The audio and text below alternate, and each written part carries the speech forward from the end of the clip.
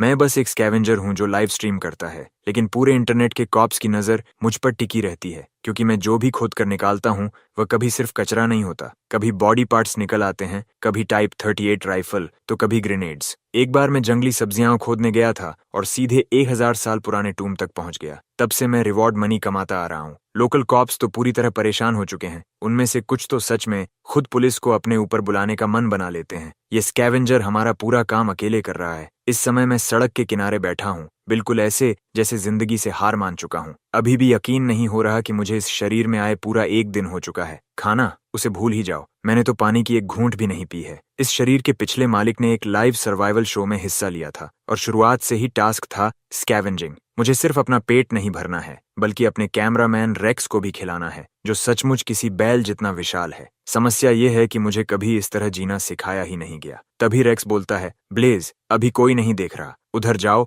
और उस trash can में खोजबीन करो, इससे पहले कि प्रोडक्शन टीम हमें एलिमिनेट कर दे, क्योंकि कंपटीशन से निकलने से पहले ही हम भूख से मरने वाले हैं। उसकी बात सुनकर मैं शर्म से सिर झुका लेता हूँ, उंगली से जमीन कुरेदते हुए बुदबुदाता हूँ, बस 1 मिनट, वहां एक कुत्ता बैठा है, उसके जाने के बाद जाऊंगा। जैसे ही रेक्स सुनता है कि हम फिर इंतजार करने वाले हैं, वह पूरी तरह टूट जाता है। उसकी आंखों में आंसू आ जाते हैं। शायद आज ही उसका 10 LBS वजन कम हो गया होगा। ब्लेज, वह कहता है, मैं तुमसे भीख मांग रहा हूँ, अब तो खाने का सपना भी नहीं देख रहा। बस मेरे लिए एक खाली पानी की बोतल ढूंढ दो, मैं उसके अंदर की दीवार चाट लूंगा, कसम से। रेक्सवेल की बात सुनकर मैं अपनी उंगलियां कनपटियों पर रख लेता हूँ। अगर हम सच में यह कंपटीशन जीत गए तो प्रोडक्शन टीम 10 मिलियन UN का ग्रैंड प्राइज देगी। तब जिंदगी बहुत आसान हो जाएगी। बस यही ख्याल मुझे तुरंत खड़ा कर देता है। मैं सड़क पर मौजूद एक आवारा कुत्ते को घूरता हूँ, तैयार कि उसके पास जो भी बचा खुचा खाना है उसके लिए उससे लड़ जाऊं। लेकिन उसी क्षण मेरे दिमाग में एक तेज डिंग की आवाज गूंजती है। हमारे प्यारे प्लेयर, सिस्टम ने आपकी स्किल डिटेक्शन एक्टिवेट कर दी है।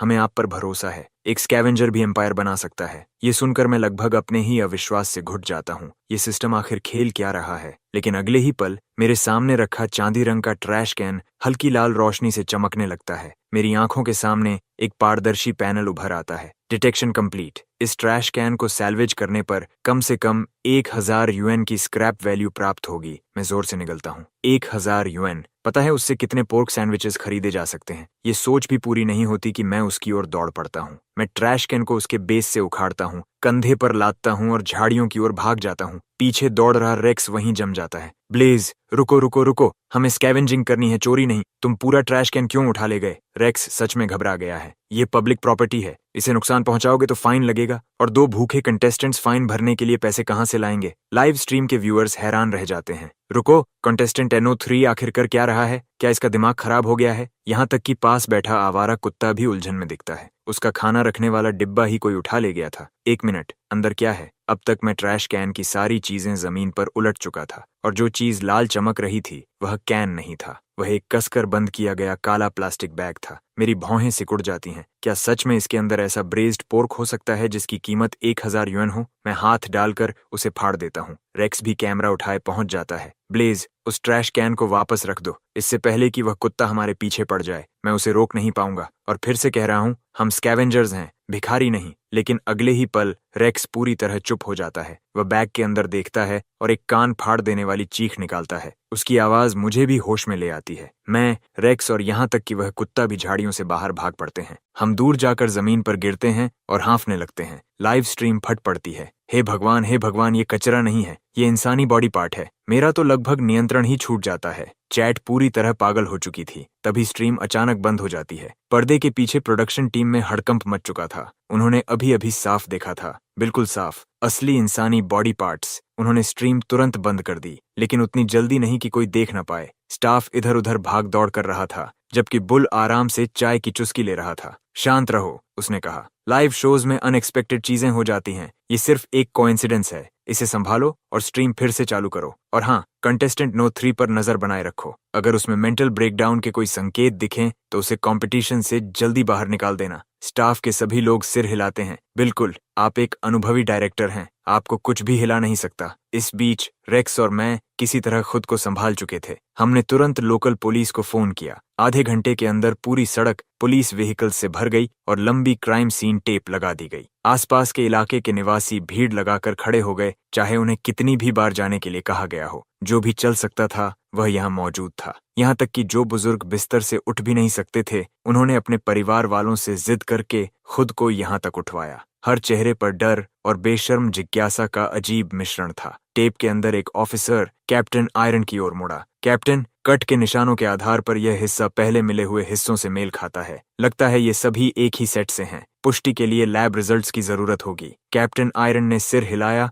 और सबूतों को स्टेशन वापस ले जाने का आदेश दिया। फिर उसने हमारी ओर देखा। तुम दोनों हमारे साथ चलो। अगर सब कुछ कंफर्म हो गया तो आगे की प्रक्रिया करनी होगी। उसके वाक्य पूरा करने से पहले ही मैं तेजी से सिर हिलाने लगा। जरूर जरूर, लेकिन एक छोटा सा सवाल, वहाँ खाना मिलता है क्या? रेक्स ने चुपचाप मुझे थम्स अप दिया। उसने अपनी पूरी जिंदगी में किसी को पुलिस वाले के सामने खाना मांगते नहीं देखा था। कैप्टन आयरन कुछ पल के लिए बिल्कुल चुप रह गया, लेकिन हमारी हालत देखकर उसने आह भरी और सिर हिला दिया। ठीक है, और क्योंकि सबूत तुम लोगों ने ढूंढा है, स्टेशन पर रिवॉर्ड भी मिलेगा। मेरा चेहरा तुरंत चमक उठा। तो सिस्टम के बताए हुए 1000 यूएन यहीं छिपे हुए थे। रेक्स और मैं खुशी खुशी पुलिस कार में बैठ गए। हमने बयान दिए, पेपर वर्क पूरा किया, रिवॉर्ड लिया और कैप्टन आयरन को अलविदा कह दिया। फिर हम अपने खाली बर्लैप सैक्स झुलाते हुए स्टेशन से बाहर निकल गए। कैप्टन आयरन दरवाजे से हमें जाते हुए देखता रहा और गहरी सांस छोड़ी। उसे लगा था कि जो कुछ हमने देखा उसके बाद हमारा खाने का मन नहीं करेगा। लेकिन सच तो यह था कि हम दोनों ने मिलकर 7 कटोरे नूडल्स साफ कर दिए थे, जिनमें उसका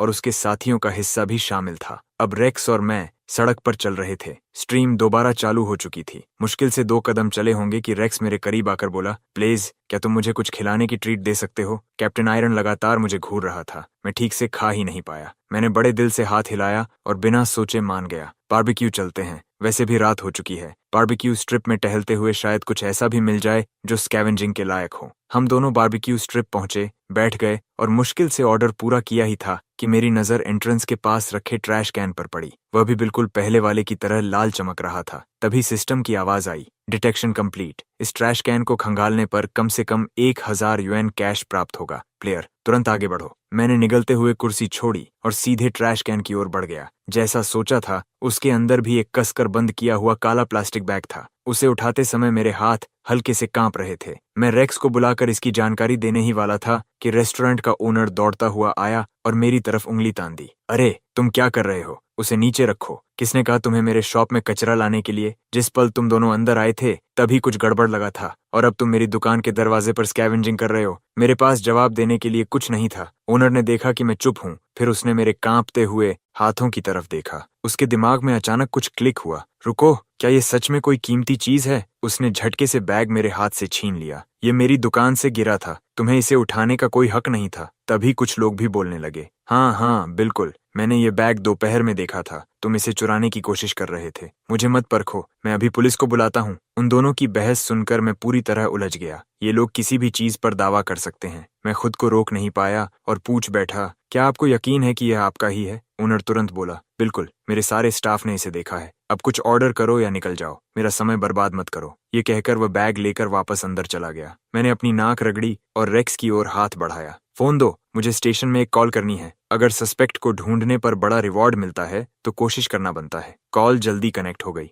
हेलो, क्या कैप्टन आयरन उपलब्ध हैं? मैं ब्लेज बोल रहा हूँ। आज पहले स्टेशन आया था। मुझे लगता है कि मैंने वह चीज फिर से ढूंढ ली है जिसकी आपको तलाश है। ये बारबेक्यू स्ट्रिप के किंग बारबेक्यू में है। और हाँ, ओनर कह रहा है कि उसके पास विटनेसेस भी हैं। जी, जल्दी आइए। मैंने फोन रख दिया। अगले ही सेकंड ओनर बैग हाथ में लिए दुकान से बाहर भागा और चीखने लगा, बचाओ, भागो, इसके अंदर पैर हैं, भागो, पुलिस को बुलाओ। रेक्स ने बिल्कुल सही समय पर कैमरा उसकी तरफ घुमा दिया। लाइव स्ट्रीम फिर से फट पड़ी। कंटेस्टेंट नो3 को बधाई। बॉडी पार्ट पंजा 1। व्यूअर्स 10,000 पार कर चुके हैं। आज सुबह तो 100 भी नहीं थे। वाकई एकदम अलग किस्म का इंसान। क्या तुमने कभी किसी को शरीर के हिस्सों का जिगसॉ पजल बनाते देखा है? कंटेस्टेंट नंबर 3 सच में सबसे अलग निकला। लेकिन जाहिर है मुझे इस सब की कोई खबर नहीं थी, क्योंकि उस समय मैं इन्वेस्टिगेशन में मदद कर रहा था और मालिक को शांत कराने की कोशिश कर रहा था, जो फूट फूट कर रो रहा था। मत रो, जो किया सो किया। अगली बार बस बेहतर फैसले लेना। पता नहीं कैसे, लेकिन मेरी बात सुनकर वह और जोर से रोने लगा। कैप्टन आयरन एक आदेश भरी आवाज में चिल्लाया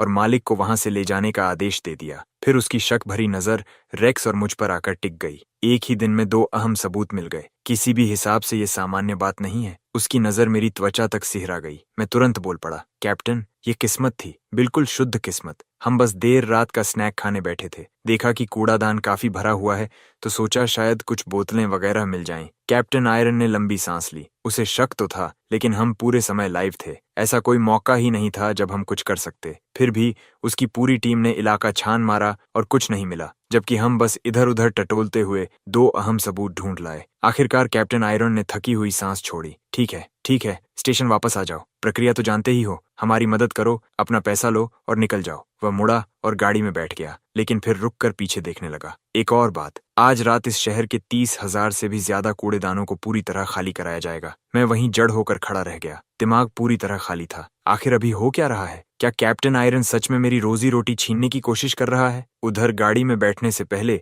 रेक्स किसी और की मेज से सीख कबाब उठा लाया। इनके पैसे हमने दिए हैं तो इन्हें साथ ले जा रहे हैं। कागजी कार्रवाई हम प्रोफेशनल्स की तरह निपटा गए। जब तक सब खत्म हुआ, आधी रात काफी पीछे छूट चुकी थी। रेक्स उदास चेहरे के साथ सीखों को पकड़े हुए था। प्लीज, कैफेटेरिया तो कब का बंद हो चुका है। अब ये मांस खाएंगे कैसे? मैंने चारों तरफ देखा और मेरी नजर गेट हाउस पर जा टिकी। ओल्ड गेट, अभी भी जाग रहे हो? अरे, अंदर छोटा सा चूल्हा है क्या? हमारे पास कुछ सीख हैं, जरा गर्म कर दोगे? अरे, यहाँ तो शराब भी रखी है। ओल्ड गेट कुछ प्रतिक्रिया देता, उससे पहले ही मैं रेक्स को खींचकर अंदर ले गया। सीख, कबाब और शराब। हम तीनों छोटी सी मेज के चारों तरफ बैठे, घूंट और कौर साझा करते हुए जमकर मजे कर रहे थे। ओल्ड गेट, तुम्हारी तो मौज है। बस गेट की रखवाली करो और ड्यूटी पर शराब पीते रहो। वह हंसा और सहमति में सिर हिलाया, लेकिन कुछ ही घूंट बाद शराब का असर ओल्ड गेट पर चढ़ गया और तभी अचानक वह फूट फूट कर रोने लगा। मेरी जिंदगी सिर्फ दुखों से भरी रही है। मैंने अपने पहले प्यार का 50 साल इंतजार किया, पूरे 50 साल। मैं उसकी पत्नी से भी ज्यादा जी गया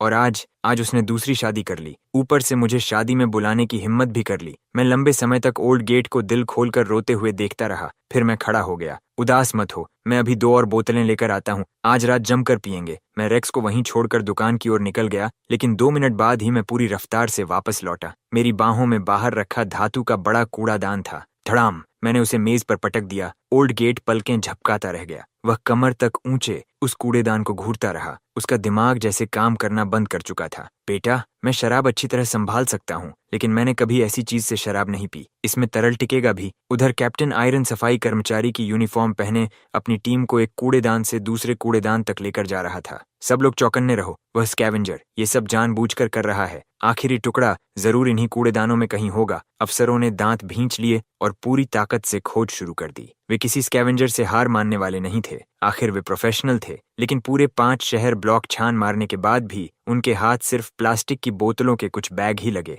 असल में ज्यादातर लोग सोच रहे थे कि जब कूड़े में हाथ डाल ही रहे हैं तो खाली हाथ घर क्यों लौटें। कैप्टन आयरन उन बोतलों को घूरता रहा। शायद उनकी रिसाइकलिंग वैल्यू करीब 100 युएन रही होगी। ये ख्याल उसके मन में आया ही था कि वह खुद डर गया। मैं ड्यूटी पर हूँ, मैं आखिर ये सब सोच भी क्यों रहा हूँ। उसी समय उसका फोन बज उठा। उसने फोन निकाला। कॉल ओल्ड गेट की थी। ओल्ड गेट एक अनुभवी आदमी था। 30 साल सिर्फ दरवाजों की रखवाली को समर्पित। फैक्ट्री के गेट, ऑफिस टावरों के प्रवेश द्वार, यहाँ तक कि लड़कियों के डॉर्मेट्री के दरवाजे भी। ऐसा कोई दरवाजा नहीं था जिसकी उसने रखवाली न की हो। उसकी प्रतिष्ठा बेदाग थी। वह कभी काम में कोताही नहीं करता था और उसके पूरे करियर में कभी कोई दुर्घटना नहीं हुई थी। कैप्टन आयरन ने फोन उठाया। दूसरी तरफ ओल्ड गेट ऐसे चिल्ला रहा था जैसे उसकी जान उसी पर टिकी हो। कैप्टन, अभी तुरंत वापस आओ। स्टेशन के ठीक बाहर वाले कूड़ेदान में एक सिर मिला है। कैप्टन आयरन का दिमाग पूरी तरह खाली हो गया। उसके मन में बस एक ही बात गूंज रही थी, स्टेशन के बाहर वाला कूड़ेदान। खुद को संभालने के बाद वह पूरी ताकत से अपनी टीम पर चिल्लाया, सब लोग तुरंत वापस लौटो।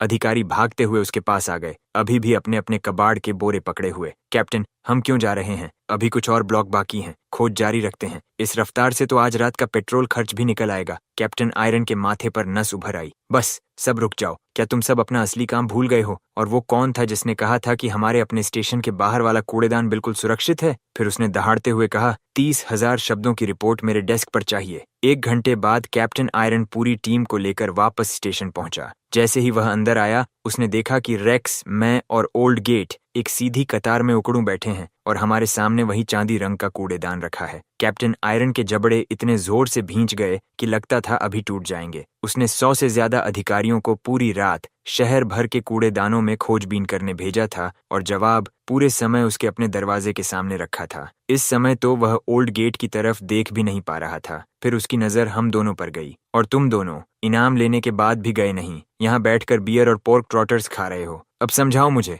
तुम लोग दावत उड़ा रहे थे, फिर अचानक कूड़ेदान में खुदाई करने क्यों लगे? क्या पोर्क ट्रॉटर्स खुद भागकर कूड़ेदान में चढ़ गए थे? कैप्टन आयरन किसी भी कीमत पर यह मानने को तैयार नहीं था कि दुनिया में ऐसे संयोग भी हो सकते हैं, लेकिन सच यही था। मेरे पास कहने के लिए कुछ नहीं था। सच में समझ नहीं आ रहा था कि इसकी शुरुआत कहाँ से करूं। कुछ चीजें बस किस्मत होती हैं। लेकिन कैप्टन आयरन को देखकर, जो साफ तौर पर टूटने की कगार पर था, मैंने शर्मिंदा सी मुस्कान के साथ कहा, कैप्टन, सारी गलती मेरी है। मैं वादा करता हूँ, अभी से मैं किसी भी कूड़ेदान को हाथ नहीं लगाऊंगा। अब आपको मेरी वजह से कोई परेशानी नहीं होगी। सच कहूं तो हाल में कूड़ेदानों से कुछ खास मिल भी नहीं रहा था। पता नहीं सारी बोतलें कहाँ गायब हो गई थीं। लेकिन बात करते करते मेरी नज़र कुछ अधिकारियों पर पड़ी जो गाड़ी के पीछे से बोरे निकाल रहे थे। बोरे कबाड़, लोहे और स्क्रैप मेटल से ठसाठस भरे हुए थे। मैं कुछ सेकंड तक पूरी तरह स्तब्ध खड़ा रहा, फिर तुरंत अपना रुख बदल लिया। खैर कैप्टन, चिंता मत कीजिए, मैं आपसे मुकाबला नहीं कर रहा। मैं हमेशा कहता हूँ, अगर रखने लायक कुछ न मिले तो क्या मैं आपको किसी स्क्रैपयार्ड से मिलवा दूं?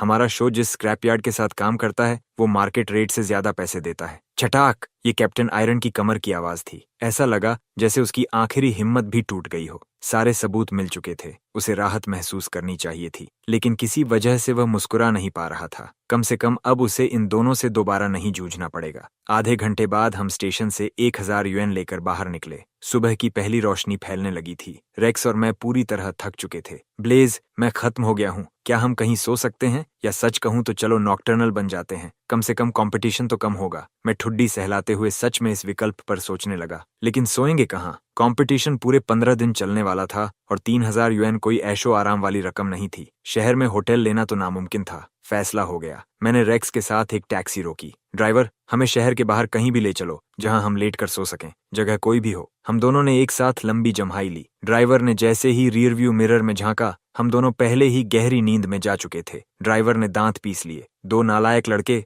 जिन्हें अभी समझदार होना चाहिए था, पूरी रात जागते रहे, बिल्कुल मेरे घर वाले लड़के जैसे। वह बड़बड़ाया, अपने बेटे को तो नहीं संभाल सकता, लेकिन तुम दोनों को जरूर संभाल सकता हूँ। और उसने गाड़ी शहर से बाहर दौड़ा दी। मैं ऐसे सोया जैसे दुनिया खत्म हो चुकी हो। हल्की ठंडी हवा मेरे चेहरे को छू रही थी। नीचे की जमीन अविश्वसनीय रूप से आरामदायक थी, किसी 5 स्टार होटल के बिस्तर से भी बेहतर। मैं करवट बदलकर फिर से सोने ही वाला था कि रेक्स ने मुझे झटके से उठा दिया। हम कहाँ हैं? हम यहाँ कैसे आ गए? मैंने धीरे धीरे आंखें खोली। सामने हरी भरी घास का अथाह मैदान फैला हुआ था। रेक्स अभी भी बोल रहा था, ब्लेज, वो ड्राइवर सच में बहुत अच्छा इंसान निकला। सब कुछ यहाँ है, कैमरा भी। उसने सिर्फ सही किराया लिया। हमारी तो किस्मत खुल गई। उसने हमें यहाँ तक पहुँचाया, फिर हमारा सारा सामान भी कार से उतार कर रख दिया और हमें जगाया तक नहीं। मैं धीरे से खड़ा हुआ और पूरे शरीर को खींचकर स्ट्रेच करने लगा। सच कहूँ तो, मैंने आह भरते हुए कहा, आजकल ऐसे ड्राइवर बहुत कम मिलते हैं। हम बातें करते हुए अपना सामान समेटने लगे और चल पड़े। समय पहले ही शाम के 4-8 बजे से आगे निकल चुका था। यहाँ से बाहर निकलते निकलते डिनर का समय हो जाना था। लेकिन हम मुश्किल से कुछ कदम ही चले थे कि अचानक भुने हुए चिकन की खुशबू हवा में तैरती हुई हमारी नाक तक पहुंची। जिस जगह हम जागे थे, उसे देखते हुए क्या सच में आसपास कोई कैंपिंग कर रहा था? हम उस खुशबू का पीछा करते हुए छोटे से पेड़ों के झुरमुट से बाहर निकले। लेकिन जैसे ही सामने का दृश्य दिखाई दिया, मेरे पैरों के तलवों से लेकर सिर की चोटी तक ठंडी सिहरन दौड़ गई। हमारे चारों तरफ कब्रें ही कब्रें थीं। तभी दूर कहीं से एक गरजती हुई आवाज आई, तुम दोनों कौन हो? एक के पास कैमरा है और दूसरे के पास बर्लैप सैक, तो तुम ही चोर हो। कोई इन्हें पकड़ो। चोर! इन्होंने चढ़ावे का सामान चुरा लिया। मैं आगे बढ़कर समझाने ही वाला था कि अचानक एक जैसे यूनिफॉर्म पहने लोगों का झुंड न जाने कहां से निकल आया। उनके हाथों में हो और शवल थे। उसी समय एक औरत जमीन से भुना हुआ चिकन उठाकर सीधे हमारी तरफ दौड़ पड़ी। मैंने एक पल भी बर्बाद नहीं किया। बिना कुछ बोले रेक्स का हाथ पकड़ा और हम दोनों कब्रिस्तान के अंदर की तरफ पूरी रफ्तार से भाग पड़े। पीछे मुड़कर देखने की भी हिम्मत नहीं की। लगभग 1 मील तक दौड़ने के बाद मुझे आगे कुछ दिखाई दिया। मैंने उधर इशारा किया, वहां चलते हैं, थोड़ा आराम करेंगे और अंधेरा होने का इंतजार करेंगे। अभी यहाँ से निकलने का कोई रास्ता नहीं है। रेक्स ने कैमरा दोबारा कंधे पर टांगा और हम पेड़ों की कतार के किनारे किनारे चलते हुए एक छोटी लकड़ी की झोपड़ी तक पहुंचे। साफ था कि वह लंबे समय से वीरान पड़ी थी। रेक्स उसे देखते हुए बुदबुदाया, मैं अभी सोच ही रहा था कि आखिर यहाँ रहने वाला इंसान कैसा होगा। प्लीज, जैसे ही अंधेरा होगा हम यहाँ से निकल जाएंगे। ये जगह मुझे बुरी तरह डरा रही है। चैट वाले अभी हमारी अच्छी खासी खिंचाई कर रहे होंगे। मैंने सिर हिलाया, दरवाजा खोला, अंदर जल्दी से नजर दौड़ाई और बैठने के लिए एक जगह ढूंढ ली। आखिरकार थोड़ा आराम मिलने वाला था। लेकिन जैसे ही मेरी नजर कमरे के एक कोने पर पड़ी, सिस्टम पैनल अचानक चमक उठा। Detection complete. Dig out the cleaver. Reward value unknown. मैंने दोनों हाथों से हैंडल पकड़ा और क्लीवर को बाहर खींच लिया। रेक्स कैमरा लेकर पास आ गया। प्लीज, स्क्रैप मेटल भी बिक जाता है। आखिर हमें कुछ तो मिला जो रखने लायक है, लेकिन मेरी नजर उस ब्लेड पर जमी हुई थी। उस पर गहरा लाल भूरा पदार्थ चिपका हुआ था। मेरा पूरा शरीर एकदम स्थिर हो गया। रेक्स, इस पर क्या लगा हुआ है? ये खून तो नहीं? रेक्स भी जम गया। वह धीरे धीरे झुका, ब्लेड से थोड़ा सा पदार्थ उंगलियों पर लिया और उसे रगड़कर देखने लगा। लाल रंग अभी भी गीला है, सूखा नहीं है। उसका चेहरा पल भर में उतर गया। उसने तुरंत मेरी बांह पकड़ ली, जैसे अगले ही पल भागने वाला हो। उसी समय चैट पूरी तरह फट पड़ा। हे भगवान, यहाँ आखिर हो क्या रहा है? कोई लोकल व्यूअर है तो तुरंत पुलिस को कॉल करो। ये क्या मुसीबत है? ये तो सच में डरावना है। ये लाइव स्ट्रीम अपोकलिप्स जैसी क्यों लग रही है? उधर प्रोडक्शन टीम के बैक स्टेज में पूरा स्टाफ अफरा तफरी में था। कल दूसरे ब्लैक प्लास्टिक बैग के मिलने के बाद से ही सब तनाव में थे। तब से सबने सांस रोक रखी थी और सिर्फ एक बात उन्हें थोड़ा शांत रख रही थी। रेक्स के कैमरा ने अब तक कुछ भी बहुत ग्राफिक कैप्चर नहीं किया था, लेकिन फिर तीसरा ब्लैक प्लास्टिक बैग सामने आ गया। उसके बाद दोनों को कब्रिस्तान में लोगों ने दौड़ा लिया। जो सांस उन्होंने रोक रखी थी वह अब तक बाहर नहीं निकली थी। उन्हें डर था कि कहीं कोई ऐसा दृश्य लाइव न चला जाए जिसे दिखाना ही मुमकिन न हो। किसी की समझ में नहीं आ रहा था कि एक कंटेस्टेंट आखिर इतना केओस कैसे ढूंढ लेता है। पूरी टीम मॉनिटर पर टकटकी लगाए बैठी थी और सबकी उंगलियां इमरजेंसी किल स्विच के ऊपर मंडरा रही थीं। बुल ने बहुत धीरे से लंबी सांस ली, कुछ नहीं कहा, बस चुपचाप मुड़ा और अपनी जेब से ब्लड प्रेशर की दवा निकाल ली। किसी की नजर न पड़े इसलिए उसने चुपके से 2 गोलियां मुंह में डाल लीं। उसी समय स्टेशन में कैप्टन आयरन और उसकी टीम ब्रीफिंग रूम में बैठे हुए थे। सबकी आंखों के नीचे गहरे काले घेरे पड़ चुके थे। लैब रिपोर्ट अभी अभी पहुंची थी। मौजूदा सबूतों के आधार पर सबसे संभावित क्राइम सीन शहर के बाहर स्थित हैप्पी फैमिली सेमेट्री है। सब लोग तैयार हो जाओ, हम 5 मिनट में निकल रहे हैं। पूरा कमरा तुरंत हरकत में आ गया। तभी कैप्टन आयरन को अचानक कुछ याद आया। उसने एक जूनियर ऑफिसर को रोका। मैंने तुम्हें ब्लेज पर नजर रखने को कहा था। स्टेशन छोड़ने के बाद वे कहाँ गए? क्या वे शहर से बाहर निकल गए? ऑफिसर ने पलक झपकाई, जल्दी से अपना फोन निकाला और लाइव स्ट्रीम खोल दी। लेकिन फीड पूरी तरह लोड भी नहीं हुई थी कि स्ट्रीम पहले से ही लाइव चल रही थी। कैप्टन आयरन आगे झुक गया। क्या पता चल सकता है कि वे कहाँ हैं? ऑफिसर ने सिर खुजलाया। फिर अचानक उसकी आंखें फैल गईं। कैप्टन, ये जगह हैप्पी फैमिली सेमेट्री जैसी लग रही है। वे आज दोपहर वहीं सो रहे थे। टेरेन देखकर लगता है कि अभी भी वहीं आसपास हैं। ये सुनकर कैप्टन आयरन ने आंखें बंद कर लीं। पूरे 30 सेकंड तक वह एक शब्द नहीं बोला। फिर धीरे से बोला, लॉजिस्टिक्स डिपार्टमेंट जाओ, अकाउंटेंट को साथ लाओ, रिवॉर्ड पेपर वर्क भी ले आना, वह भी हमारे साथ चलेगा। अगर कोई अप्रत्याशित बात नहीं हुई तो जो आदमी उन दोनों का पीछा कर रहा था वही हमारा सस्पेक्ट है। और उसी समय सेमेट्री के पीछे वाले जंगल में पूरी अफरा तफरी मची हुई थी। हमारे पीछे पड़ा आदमी हार मानने को तैयार ही नहीं था। आधे घंटे से ज्यादा समय से वह हमारे पीछे दौड़ रहा था और मैंने तो उसे बस क्लीवर के सपाट हिस्से से हल्का सा छुआ था। क्या सच में इतनी सी बात के लिए कोई इतना पीछे पड़ सकता है? प्लीज, तुम्हारे अंदर जरा भी शर्म नहीं है क्या? कम से कम थोड़ी देर कैमरा तो पकड़ लो। मैं सच में सोच रहा था कि शायद अब थोड़ा इंसानियत वाला व्यवहार कर लेना चाहिए। तभी पीछे से जोरदार धप्प की आवाज आई। मैं और रेक्स दोनों एक साथ रुक गए। हम पलटे और देखा कि वह महिला अपने हाथ में भुना हुआ चिकन पकड़े खड़ी थी, जबकि वह आदमी जमीन पर सीधा फैला पड़ा था। महिला ने विजयी अंदाज में कहा, आखिर पकड़ लिया तुम लोगों को। पहले पूछताछ कर लेनी चाहिए थी। मैं कभी प्रोविंशियल टीम में थी। अब बताओ, तुम दोनों में से किसने मेरे पति की कब्र पर चढ़ाया गया चढ़ावा चुराया? मैं उसे घूरता रह गया। मेरा जबड़ा लगभग जमीन पर गिर चुका था। माथे पर पसीने की बूंदें उभर आईं। मैंने तुरंत जेब से 200 युएन निकाले और दोनों हाथों से उसकी तरफ बढ़ा दिए। मैडम, ये सब गलतफहमी थी। कृपया यह मत सोचिए कि रकम कम है। शाम होते होते हैप्पी फैमिली सेमेट्री के बाहर गाड़ियों की लंबी कतार लग चुकी थी। क्राइम की पुष्टि हो चुकी थी। सिर्फ स्टेशन की टीम ही नहीं, मीडिया क्रूज भी पहुंच चुकी थी। हर कोई कैमरा उठाए कब्रिस्तान के अंदर भागा चला आ रहा था। सेमेट्री के पीछे वाले छोटे जंगल में कैप्टन आयरन प्रवेश द्वार पर खड़ा था। उसके चेहरे पर कोई भावना नहीं थी, न खुशी न दुख, बस पूरी तरह सुन्न, सचमुच सुन्न। अब पुष्टि हो चुकी थी कि वही मध्यम आयु का आदमी सस्पेक्ट था। उसे मनाने की भी जरूरत नहीं पड़ी। जैसे ही उसने ऑफिसर्स को देखा, वह फूट फूट कर रोने लगा और सब कुछ कबूल कर लिया। उसकी एकमात्र विनती थी, उस महिला को मुझसे दूर रखो। मैं दोबारा भुने हुए चिकन से नहीं पिटना चाहता। सीन की प्रोसेसिंग पूरी होने के बाद एक रिपोर्टर भीड़ को चीरता हुआ कैप्टन आयरन तक पहुंचा। कैप्टन को प्रतिक्रिया देने का मौका तक नहीं मिला और माइक्रोफोन सीधे उसके चेहरे के सामने कर दिया गया। कैप्टन आयरन, ग्रेस्टोन सिटी में एक गंभीर क्राइम हुआ था। खबर है कि आपको केस सुलझाने के लिए 1 हफ्ते का समय दिया गया था, लेकिन केवल 2 दिनों में ही सस्पेक्ट गिरफ्तार हो गया। इसके पीछे कोई खास टेक्निक है? दूसरा रिपोर्टर भी कूद पड़ा। कैप्टन आयरन, इतनी तेज सफलता का राज क्या है? क्या आज की गिरफ्तारी का संबंध कल रात के ट्रैश कैन ऑपरेशन से था? क्या आप इस बारे में कुछ बताएंगे? कैप्टन आयरन की आंख बुरी तरह फड़क उठी। उसकी नजर में ये सारे रिपोर्टर पूरी तरह बेवकूफ थे। आखिर वह क्या कहता कि उसे 2 स्कैवेंजर मिले और केस अपने आप हल हो गया? कैप्टन आयरन ने धीरे से लंबी सांस ली। तभी भीड़ में से एक रिपोर्टर ने अचानक हैरानी भरी आवाज निकाली और माइक्रोफोन लेकर मेरी तरफ दौड़ पड़ा। आप ब्लेज हैं, कॉन्टेस्टेंट नंबर 3, वही स्कैवेंजर। आप यहाँ क्या कर रहे हैं? कहीं ऐसा तो नहीं कि आपने फिर कोई बॉडी पार्ट ढूंढ लिया? मैं अभी जवाब सोच ही रहा था कि रेक्स आगे बढ़ा और माइक्रोफोन अपने हाथ में ले लिया। पूरी कहानी जाननी है तो मुझसे बात कीजिए। पहले मैं अपना परिचय दे दूं। मैं ब्लेज का पर्सनल कैमरामैन हूं। पूरी डिस्कवरी हमारे फुटेज में रिकॉर्ड है। अनकट वर्जन देखने के लिए हमारे लाइव स्ट्रीम पर जाइए, वहां फुल रिप्ले उपलब्ध है। रेक्स ने बात खत्म की और मुझे आंख मार दी। उसी पल मुझे याद आया कि व्यूअर काउंट भी हमारे स्कोर का हिस्सा था। उधर प्रोडक्शन ऑफिस में बुल अपनी स्क्रीन घूरे जा रहा था। डायरेक्टर, कॉन्टेस्टेंट नंबर 3 का व्यूअर काउंट पागलों की तरह बढ़ रहा है। हम 50,000 पार कर चुके हैं और ब्लेज ट्रेंडिंग में है। शो पूरी तरह फट पड़ा है। बुल अपनी आंखों के सामने दिख रहे आंकड़ों पर विश्वास नहीं कर पा रहा था। उसने कभी नहीं सोचा था कि एक छोटे शहर का प्रोडक्शन ऐसा कमाल कर सकता है। उसने गहरी सांस ली। उसके अंदर खुशी और पीड़ा दोनों बराबर मात्रा में थीं। पीड़ा इस बात की थी कि शो पूरी तरह पटरी से उतर चुका था। कंटेस्टेंट नंबर 3 ने अब तक एक भी कबाड़ का टुकड़ा नहीं उठाया था, लेकिन पुलिस स्टेशन की वांटेड लिस्ट में जो भी चीज थी वह सब ढूंढ निकाल रहा था। और खुशी इस बात की थी कि उसका शो सचमुच वायरल हो चुका था। बुल हंसते हुए बोला, किसी को ब्लेज से संपर्क करने भेजो। बहुत हल्का सा इशारा देना।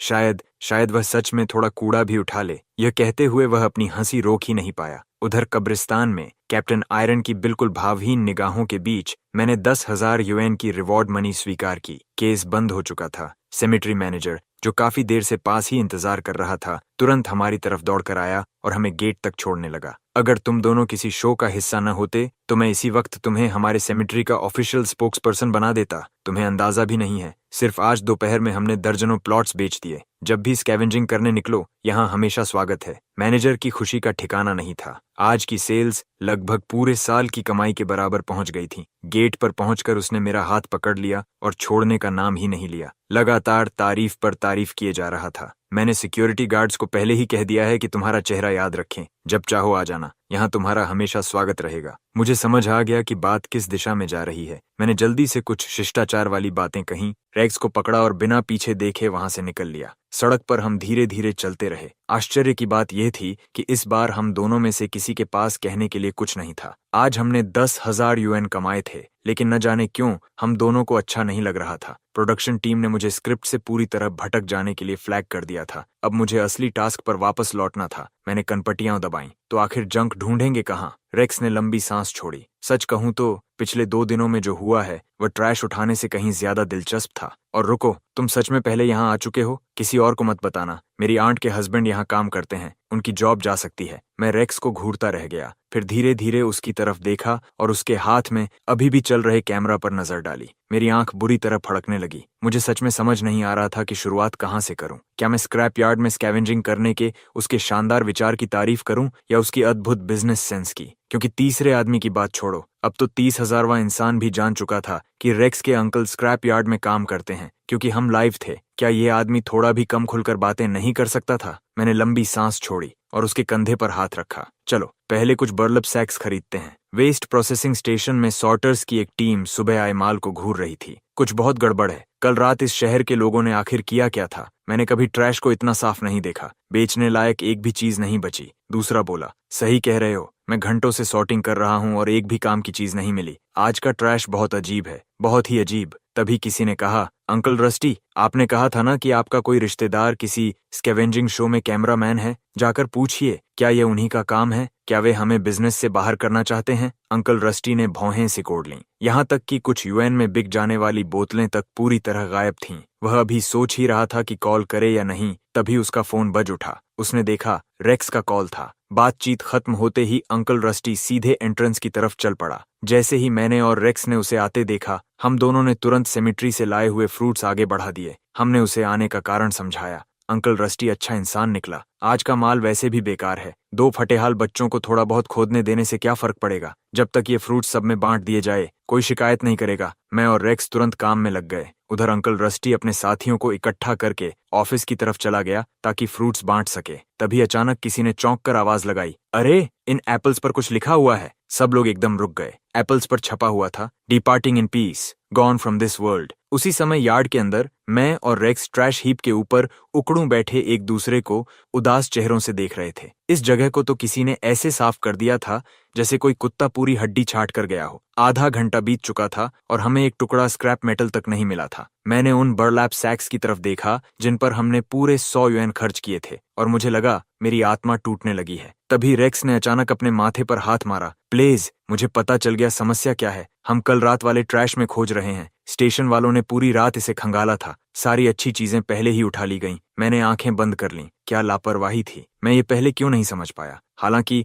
निष्पक्ष होकर देखा जाए तो कैप्टन आयरन सबूत ढूंढने में जितना भी अच्छा हो, उसने स्क्रैप वैल्यू वाली चीजें ढूंढने में भी कोई कसर नहीं छोड़ी थी। अब क्या करें, मैंने पूछा। फल सौंप दिए गए हैं, बोरे खरीद लिए गए हैं। अब हम खाली हाथ वापस नहीं जा सकते। ब्लेज, ढूंढते रहो। इतने बड़े कचरे के ढेर में कुछ न कुछ तो जरूर होगा। और फिर मैं जानता हूं कि अंकल रस्टी की टीम कैसे काम करती है। छोटी मोटी चीजें वे अक्सर पीछे छोड़ देते हैं। इसलिए रेक्स और मैं अपनी किस्मत स्वीकार करते हैं, अपनी छोटी फावड़ियां उठाते हैं और उस विशाल ढेर में खुदाई शुरू कर देते हैं। तभी ठन की आवाज आती है। मेरी फावड़ी सतह के नीचे किसी ठोस चीज से टकराती है। ये तो किसी बड़ी चीज की आवाज लगती है। अंकल रस्टी हमें ढेर के नीचे झुककर खुदाई करते हुए देख लेते हैं और जिज्ञासा से हमारी ओर चले आते हैं। हमने जो छोटा गड्ढा खोदा है उसमें से एक जंग लगा धातु का टुकड़ा बाहर निकला हुआ है। वे सिर हिलाकर कहते हैं, काफी लकी खोज है बच्चे। ये शायद इस ढेर के बनने से भी पहले यहाँ दबा हुआ था। खुदाई जारी रखो, लगता है इसके नीचे और भी कुछ है। मेरा चेहरा उत्साह से चमक उठता है। मैं हाथ रगड़ता हूँ और तेजी से खोदने लगता हूँ।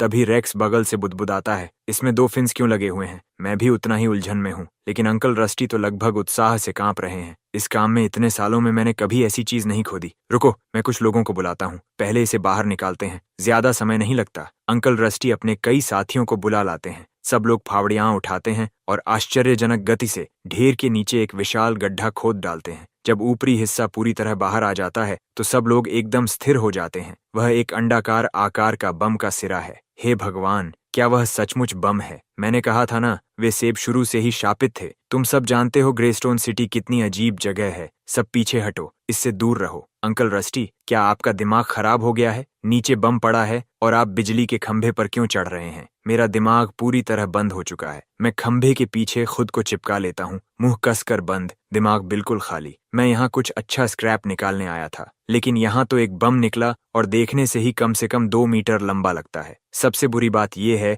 कि सिस्टम ने चेतावनी भी तब भेजी जब हम लगभग इसे पूरा बाहर निकाल चुके थे। अगर हम थोड़े और धीमे होते तो चेतावनी आने से पहले पूरा बम बाहर आ चुका होता। पहले फट जाने देता और बाद में सूचना भेज देता तो क्या बिगड़ जाता। उसी समय कोई कांपती आवाज में बोलता है, अब क्या करें। क्या ऐसी चीज के लिए स्टेशन को कॉल नहीं करना चाहिए। इससे मेरा होश वापस आता है। मैं माथे पर हाथ मारता हूँ और तेजी से सबकी ओर घूमता हूँ। अचानक मेरे अंदर फिर से ऊर्जा भर जाती है। हाँ, अभी कॉल करो। स्टेशन में मेरा एक संपर्क है, कैप्टन आयरन को बुलाओ। रेक्स चुपचाप मेरे पास मुस्कुरा देता है। दूसरी ओर लाइव स्ट्रीम देखने वाले लोग पागल हो रहे हैं। मुझे पता था। मैंने 2 घंटे लगातार कचरा खोदते हुए यूं ही नहीं देखा था। इन्होंने सच में कुछ बहुत बड़ा निकाल लिया। चलो ब्लेज, रुको, ये तो वेस्ट सॉर्टिंग फैसिलिटी है। यहाँ बम कैसे पहुंच गया। क्या इस जगह को बनाने से पहले जमीन स्कैन नहीं की गई थी। तुम्हें इतिहास नहीं पता। देश भर में अभी भी बहुत सारे बिना फटे बम जमीन के नीचे दबे हुए हैं। जब मैं बच्चा था, हमारे आंगन में भी एक था। मेरे पिता मुझे कहते थे कि उस पर घोड़े की तरह सवारी करो। ये चमत्कार ही है कि मैं आज ये टाइप करने के लिए जिंदा हूँ। उधर स्टेशन में कैप्टन आयरन और उनकी टीम लगातार 2 दिन और 2 रातों से ड्यूटी पर हैं। उनकी हालत पूरी तरह खराब हो चुकी है। वे इतने थके हुए हैं कि बाथरूम जाने के लिए भी दीवार का सहारा लेना पड़ रहा है। लेकिन केस लगभग खत्म हो चुका है। कैप्टन आयरन अपनी टीम की ओर देखते हैं। हर किसी की आंखों के नीचे गहरे काले घेरे हैं। वे ताली बजाकर कहते हैं, बस कुछ और मिनट। सब लोग जल्दी से केस बंद करते हैं और फिर तुम सब आराम कर सकते हो। प्रक्रिया अच्छी नहीं थी, लेकिन केस तेजी से बंद हुआ और ऊपर वाले अधिकारी संतुष्ट हैं। कल से आराम के लिए रोटेशन शुरू होगा। उनके मुंह से शब्द पूरे निकल भी नहीं पाते कि कमरे में एक जोरदार धमाके जैसी आवाज गूंज उठती है। पूरी इमारत का ब्लड प्रेशर एक साथ बढ़ जाता है। कैप्टन आयरन तुरंत घूमते हैं और गरजते हैं, फायर डिपार्टमेंट और बॉम्ब डिस्पोजल यूनिट को अलर्ट करो। अभी सारी छुट्टियां रद्द, सब लोग वेस्ट सॉर्टिंग स्टेशन की ओर चलो, मूव। अगले ही पल पूरा स्टेशन हरकत में आ जाता है। एक के बाद एक गाड़ियां सायरन बजाते हुए बाहर निकल पड़ती हैं। इधर सॉर्टिंग यार्ड में कचरे के ढेर के नीचे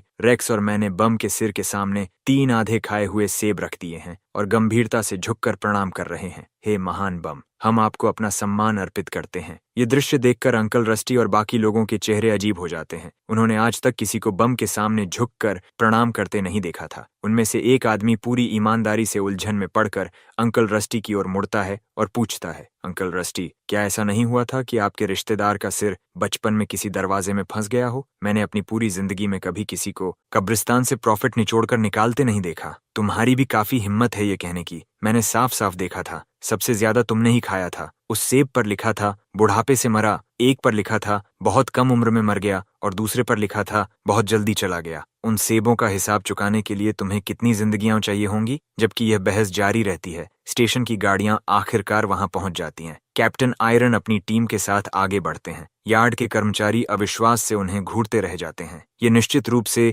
स्टेशन के ऑफिसर हैं, लेकिन इन सब की आंखों के नीचे इतने गहरे काले घेरे क्यों हैं? अंकल रस्टी कुछ सेकंड तक चुप रहते हैं, फिर आगे बढ़कर उनका स्वागत करते हैं। उनका पहला वाक्य किसी मुक्के की तरह जा लगता है, आप कैप्टन आयरन ही होंगे, आने के लिए धन्यवाद। उम्मीद है कि हमने आपकी पैंडा कन्वेंशन में बाधा नहीं डाली। कैप्टन आयरन अपने दांत जोर से भींचते हैं और थके हुए अंदाज में हाथ हिलाते हैं। वह रेक्स और मेरे पास आते हैं, अपनी काली घेरों वाली आंखों से हमें लंबे समय तक घूरते रहते हैं, फिर धीरे और भारी सांस छोड़ते हैं, एक भी शब्द नहीं बोलते। रेक्स और मैं समझदारी दिखाते हुए तुरंत अपना मुंह बंद कर लेते हैं और बिना कहे एक तरफ हट जाते हैं। कैप्टन आयरन अपनी टीम को लेकर गड्ढे के किनारे पहुंचते हैं। वह तीनों सेबों के बचे हुए हिस्सों को लात मारकर रास्ते से हटाते हैं और अपने अधिकारियों की ओर मुड़ते हैं। सब लोग बॉम्ब सूट पहन लो, सतर्क रहो, पहले इसके चारों तरफ का पूरा ढेर साफ करो। थोड़ी ही देर में बॉम्ब डिस्पोजल यूनिट और फायर क्रू भी पहुंच जाते हैं। सभी लोग मिलकर ढेर को खोदना शुरू कर देते हैं, लेकिन लगभग तुरंत ही बॉम्ब डिस्पोजल क्रू को कुछ अजीब दिखाई देता है। स्टेशन के कई ऑफिसर्स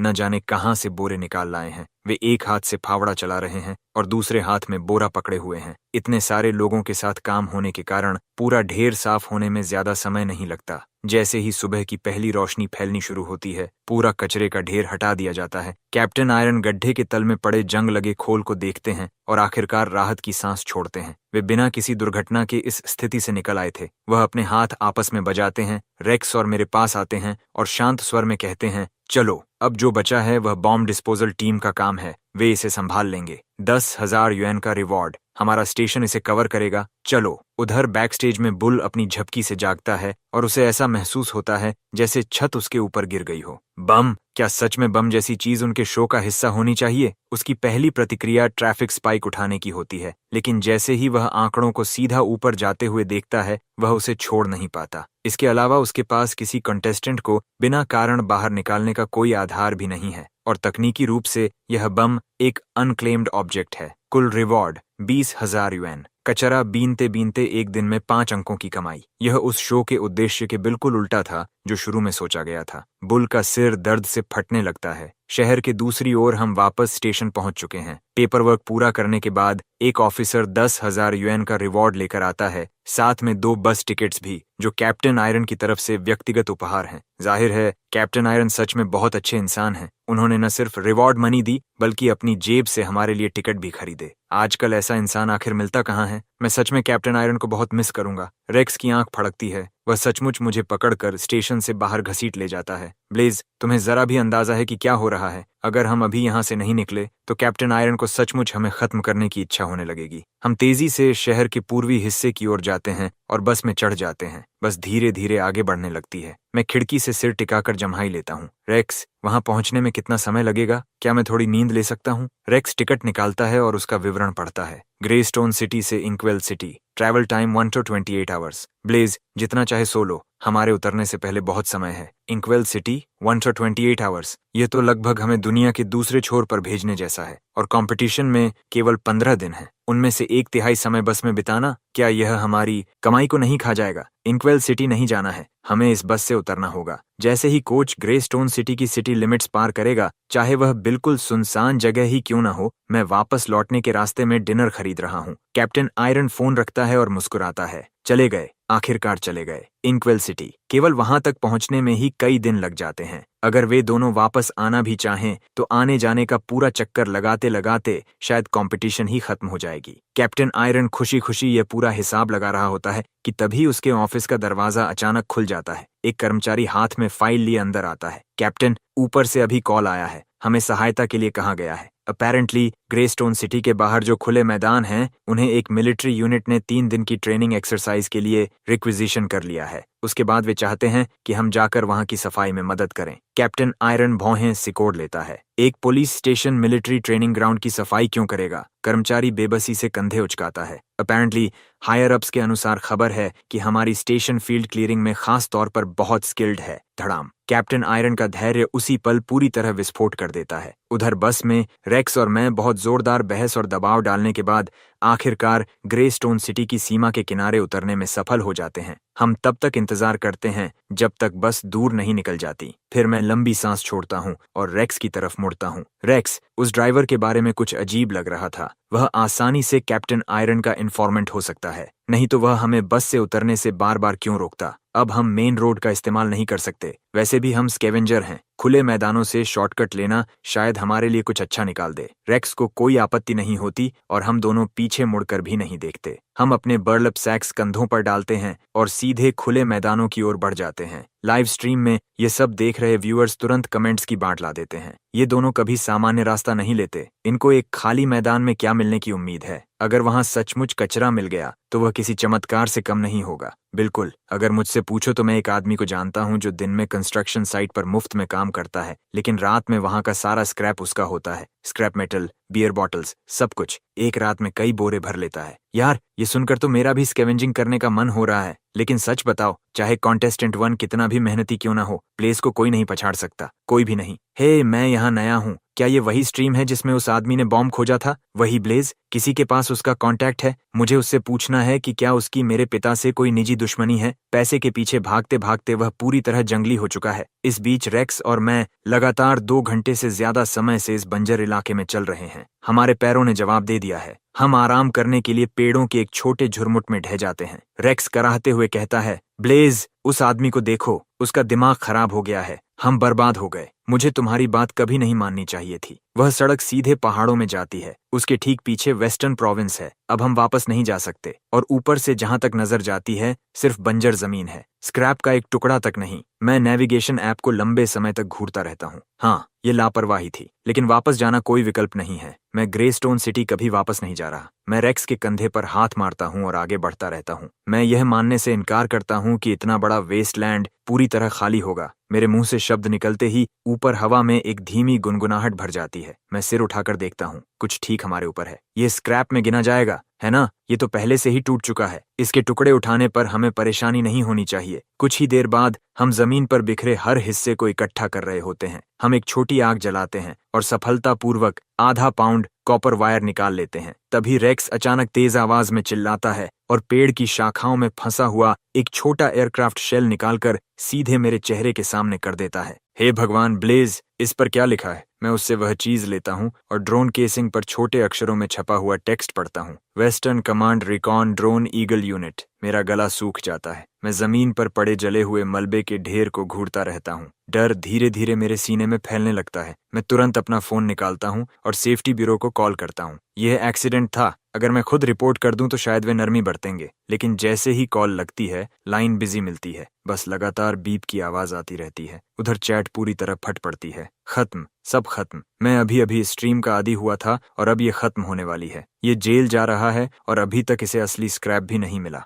ये स्ट्रीम सच में शापित है। रुको, क्या अभी हर कोई टिप लाइन पर कॉल कर रहा है? मैं बहुत देर से कोशिश कर रहा हूँ लेकिन लाइन लग ही नहीं रही। इस बार बचने का कोई रास्ता नहीं है। ये पक्का अंदर जा रहा है। ब्लेज का दिमाग सुन्न पड़ जाता है। वह तुरंत अपना फोन निकालता है और नंबर मिलाता है। हनी, मेरी बात ध्यान से सुनो। कोई सवाल मत पूछना। मैंने कुछ कैश छिपा कर रखा है। मैं तुम्हें बताता हूँ कहाँ। टॉयलेट के नीचे एक गड्ढा है। बेड के नीचे बीच वाला फ्लोर बोर्ड, उसे उखाड़ देना। लिविंग रूम की सीलिंग के ऊपर पाइप गैप में, बैल्कनी के बाहर एयर कंडीशनिंग यूनिट के अंदर और बगल वाले हेडबोर्ड में भी। उधर कैप्टन आयरन अपनी टीम को सूट अप करवाता है और सबको व्हीकल्स में बिठाता है। वह लगातार 3 लंबी सांसें छोड़ता है। आखिरकार वह खुद को शांत करने में सफल हो जाता है। ठीक है, ठीक है, स्कैवेंजिंग में अच्छा होना भी एक लेजिटिमेट स्किल है, इसे ब्यूरो की रेवेन्यू समझ लेते हैं। लेकिन जैसे ही वह खुद को संभालता है, उसकी जेब में रखा फोन कंपन करता है। एक मैसेज आया है, हे, एक ड्रोन मिला है, क्या सेफ्टी ब्यूरो इसे लेना चाहेगा? वेस्टर्न कमांड रिकॉन का है, सीरियल नंबर भी मौजूद है। कैप्टन आयरन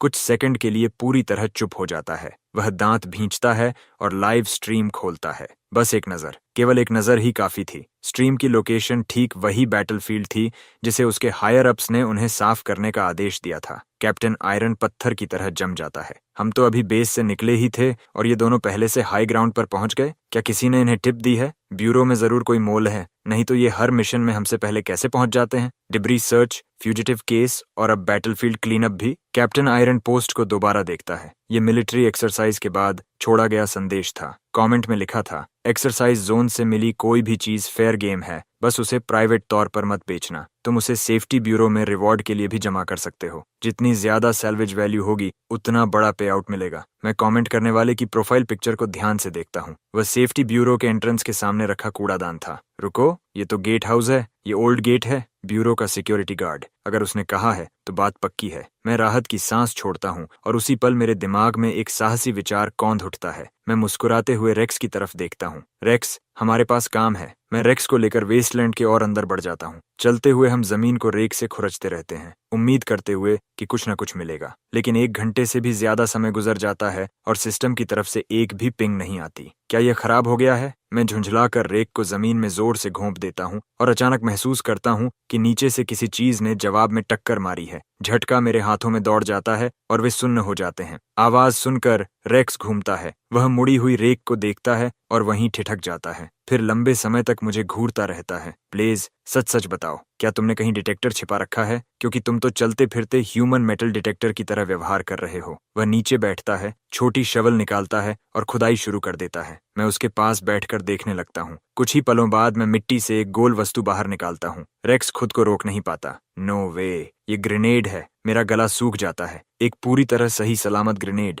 लेकिन यह यहाँ कैसे पहुंचा? ये तो वेस्टलैंड है, कोई भी यहाँ से गुजर सकता है। हम दोनों तुरंत जमीन पर लेट जाते हैं और बेहद सावधानी से गड्ढे को खोदना शुरू कर देते हैं। रेक्स भी मेरा ही तरीका अपनाता है। आधे घंटे बाद हम दर्जनों ग्रेनेड्स निकाल चुके होते हैं, सभी पूरी तरह सही हालत में, सभी लाइव और डेटोनेट होने के लिए तैयार। चैट पूरी तरह हिल चुकी थी। नो वे, ये जरूर प्रॉप्स होंगे। प्रॉप्स? बिल्कुल नहीं, किसी ने तुरंत जवाब दिया। ये पूरा इलाका मिलिट्री ड्रिल्स के लिए इस्तेमाल हुआ था। ये बिल्कुल असली हैं। हे भगवान, तो ये सब सचमुच असली हैं? चैट में लोग विनती करने लगते हैं। ब्लेज, हमारे लिए एक को एक्सप्लोड करके दिखाओ। मैंने अपनी जिंदगी में कभी ग्रेनेड नहीं देखा। चैट उबल रही थी। ये पहली बार था जब कोई बैटलफील्ड क्लीनअप को लाइव स्ट्रीम कर रहा था और ज्यादा से ज्यादा व्यूअर्स स्ट्रीम में आने लगे। देखते ही देखते लिव व्यूअर काउंट 500,000 पार कर गया। कैप्टन आयरन लगभग पागल हो चुका था क्योंकि बैटलफील्ड क्लीनअप आधे मिलियन लोगों को लाइव स्ट्रीम की जा रही थी। उसे समझ ही नहीं आ रहा था कि इसकी शुरुआत कहाँ से समझाए। वह बस ड्राइवर पर लगातार चिल्ला रहा था और तेज चलाओ। इसी बीच ग्रेस्टोन सिटी के बाहरी इलाके में मौजूद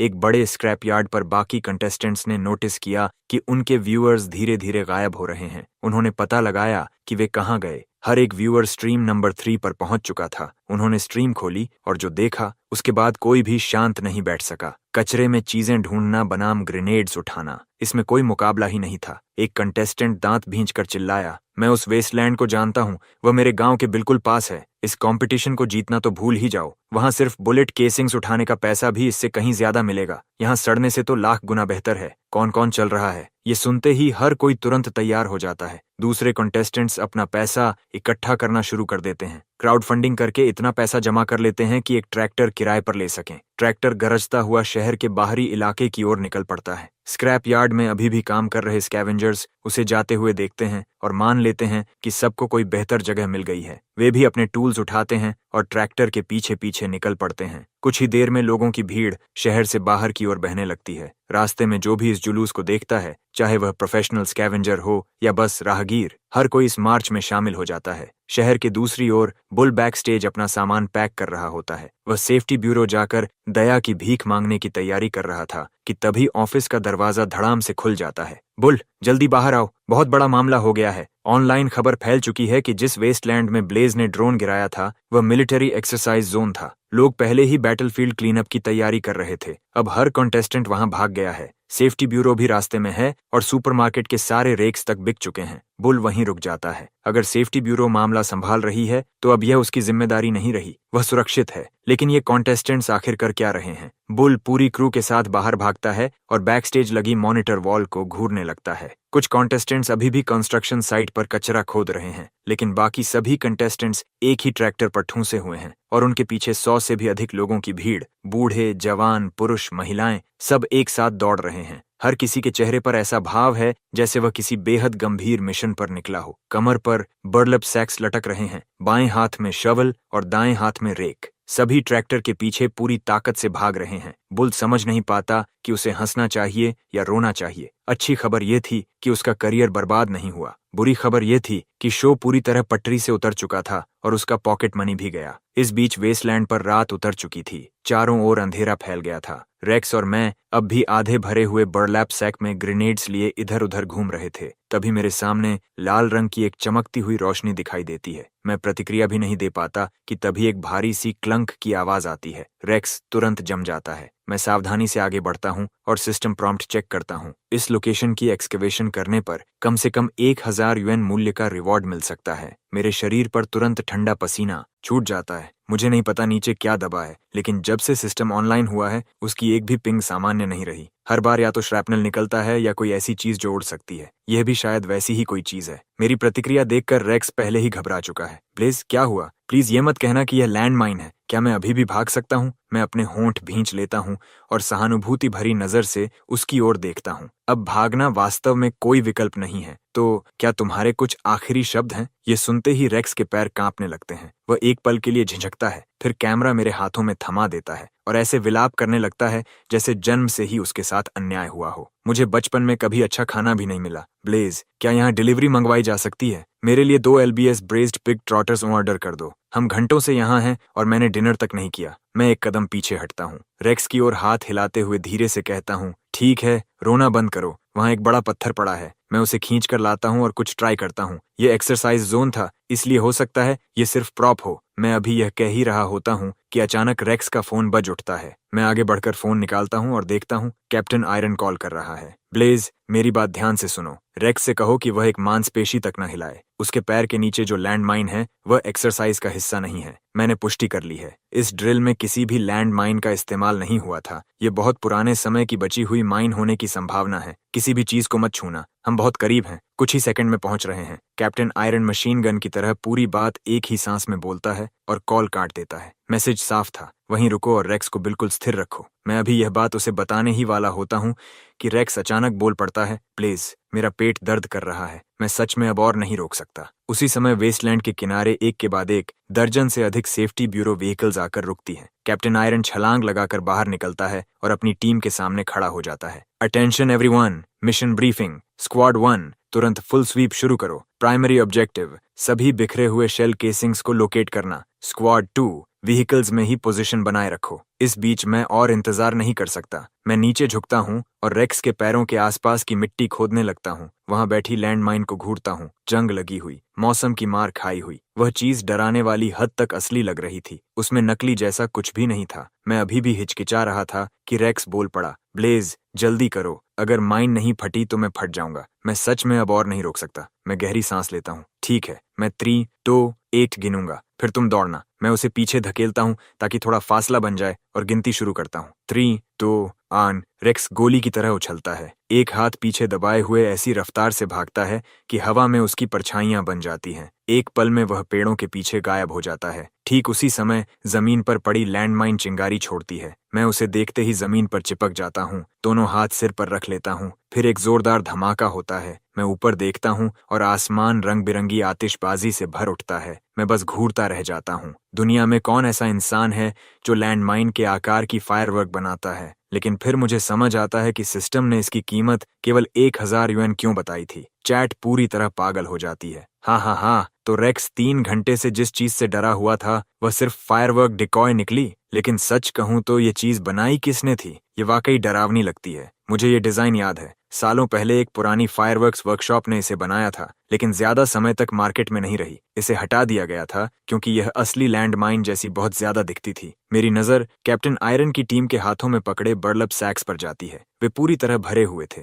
मैं दांत भींचता हूँ, अपना आधा भरा ग्रेनेड्स वाला सैक उठाता हूँ और वही परिचित इशारा करते हुए हाथ बढ़ाता हूँ। कैप्टन आयरन की आंख फड़कती है। वह जानता है कि आज का मामला उसने बिल्कुल साफ तरीके से नहीं संभाला। वह तुरंत अपने बगल वाले ऑफिसर को मिलिट्री जोन रिवॉर्ड पॉलिसी के अनुसार 10,000 युएन देने का आदेश देता है। सेफ्टी ब्यूरो के ऑफिसर्स मुझे पैसे गिनते हुए देखते हैं और उनकी भावनाएं बेहद जटिल हो जाती हैं। आखिर यह हो क्या रहा है? यह आदमी हर दिन हमारे ब्यूरो से 10,000 युएन लेकर जाता है। क्या यह हमारे पेरोल पर है या डेली कॉन्ट्रैक्ट वर्कर है? भीड़ की सामूहिक निराशा के बीच में मुड़ता हूँ और पैसे रेक्स के हाथ में रख देता हूँ। फिर कैप्टन आयरन की ओर मुस्कुराता हूँ। कैप्टन, मेहनत के लिए धन्यवाद। हम अब चलते हैं। लेकिन चलते शब्द पूरा भी नहीं निकलता कि मैं अचानक जम जाता हूँ और सामने घूरने लगता हूँ। सिर्फ 10,000? हमारी बातचीत के दौरान ही बाकी कंटेस्टेंट्स और पूरा स्कैवेंजर आर्मी वहां पहुंच चुका था। पूरा दृश्य अचानक अराजकता में बदल जाता है। कैप्टन आयरन लोगों की बाढ़ को अपनी ओर आते देखता है और वहीं एक शेल केसिंग पर बैठ जाता है। वह पूरी तरह खो चुका था। उसे समझ नहीं आ रहा था कि इतने सारे लोग आखिर आए कहां से।